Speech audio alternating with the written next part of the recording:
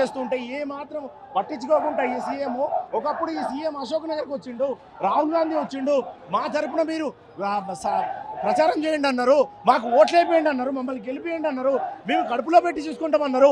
ఈ రోజు రోడ్ల మీద పడేసారు. ఏ మాత్రం ప్రభుత్వానికి చిత్తశుద్ధి లేదు. ఇంత ప్రొటెస్ట్ చేస్తుంటే మా ఆయనకి ఎవరో ఉన్నారనేసి ఇవాళ సీఎం రేవంత్ రెడ్డి గారు మేము పోల్చుకోవడం వేయడం జరగదు అని చెప్పిర్రే. ఇవే అభ్యర్థులు గ్రామాలకు వెళ్ళి గ్రామాలకు వెళ్ళి ఓట్లు వేయించారు.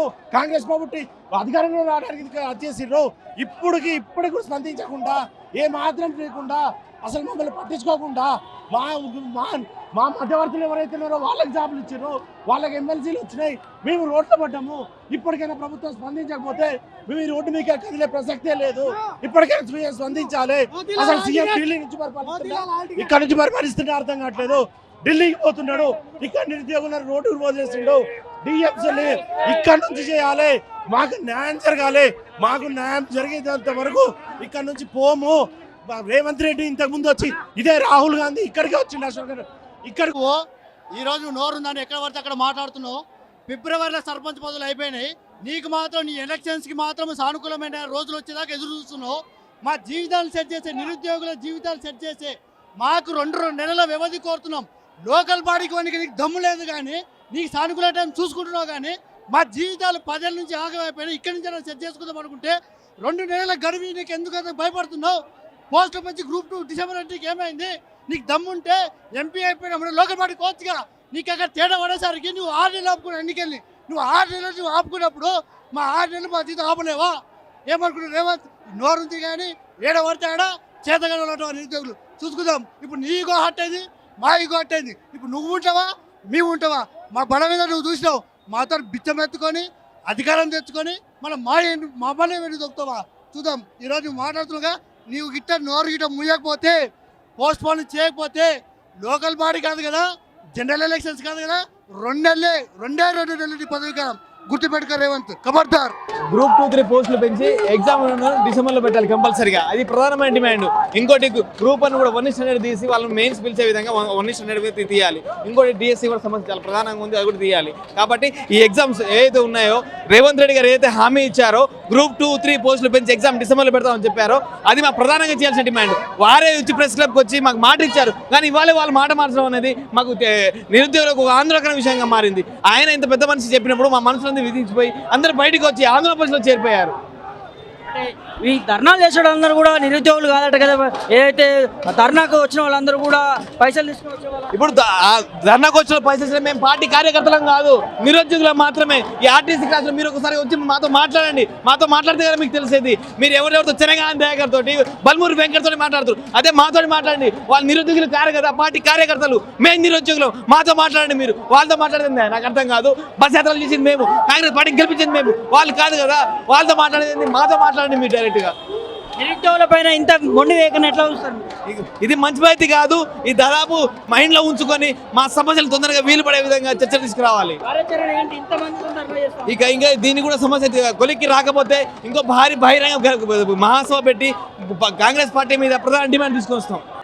4 సార్లు బడ్జెట్ వచ్చింది, చదవలేక చచ్చిపోతున్నాం మేము. తెల్లగడ్డ వచ్చింది, అద్దాలు కూడా మొత్తం చేంజ్ అయిపోయినాయి. పైసలు లేక దారం కట్టుకున్న అద్దాలకు. ఎట్లా చూస్తారండి ఇలా నిరుద్యోగులందరూ? సిగ్గుశరం ఉండాలి రేవంత్ రెడ్డికి. ఏదైతే కామెంట్స్ ఈరోజు చేసిండో జేఎన్టీయూలా, గత కొన్ని రోజులుగా నిరుద్యోగులంతా కూడా రోడ్ల మీదకి వచ్చి ధర్నాలు చేస్తుంటే ఈరోజు రేవంత్ రెడ్డి వీళ్ళని అవమానించే పరంగా వీళ్ళందరూ కూడా ముదిరిపోయిన బెండకాయలు అని చెప్తూ వీరి ఉద్యమాన్ని నీరుగార్చే ప్రయత్నం ఈ రేవంత్ రెడ్డి చేస్తున్నాడు. సిగ్గుశరం ఉంటే ఒకసారి రాజీనామా చేసి ప్రజల మధ్యలోకి రా రేవంత్ రెడ్డి అని అడుగుతున్నాం మిమ్మల్ని. అరే భయ్, ఎంతవరకు నువ్వు ప్రజల గురించి వాళ్ళందరూ కూడా న్యాయమైనటువంటి పోరాటాలు చేస్తున్నారు. గ్రూప్ 2, గ్రూప్ 3 విషయాలలో నువ్వు చేసేది కాకుండా ఉండి వారిపైన నిందలు వేసే ప్రయత్నం చేస్తున్నావు. ఖబర్దార్. రాష్ట్ర వ్యాప్తంగా ఉన్నటువంటి యువత మొత్తం కూడా మొత్తం అందరికి సంబంధించింది. ధర్నా జరుగుతున్నప్పుడు నిరోధం చేస్తున్నప్పుడు ప్రతిపక్షం జరుగుతుంది, ప్రతిపక్షం చేస్తున్నారు. ప్రతిపక్షం ఎవరున్నారు? ఇక్కడ ఉన్నదంతా స్టూడెంట్సే. నువ్వు కుమారి ఆంటీ ధర్నా చేసినప్పుడు, కుమారి ఆంటీ సమస్య అయినప్పుడు 1 నిమిషంలో స్పందించిన వాడివి. ఇన్ని ధర్నా చేసినప్పుడు ఎందుకు స్పందించదట్లు? ఇన్ని ధర్నాలు ఎప్పటి నుంచి? రాజకీయం ఎప్పుడు వచ్చింది? ధర్నాలు ఎప్పటి నుంచి స్టార్ట్ అయ్యి? స్టూడెంట్ ఎప్పటి నుంచి చేశారు?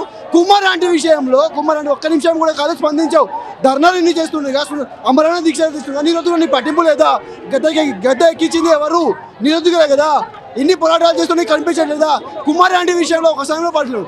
గ్రూప్ అని వచ్చేసి డిస్క్రిప్టివ్, గ్రూప్ 2 గ్రూప్ 3 వచ్చేసి అబ్జెక్టివ్. వాటిని ఎలా చదువుతారు, దీనికి ఎలా చదువుతారు, సిలబస్ ఏంటిది అవి తెలుసుకోవాలి. నీకు పరిపాలన రానప్పుడు నేర్చుకోవాలి, పెద్ద దగ్గర నుంచి నేర్చుకోవాలి.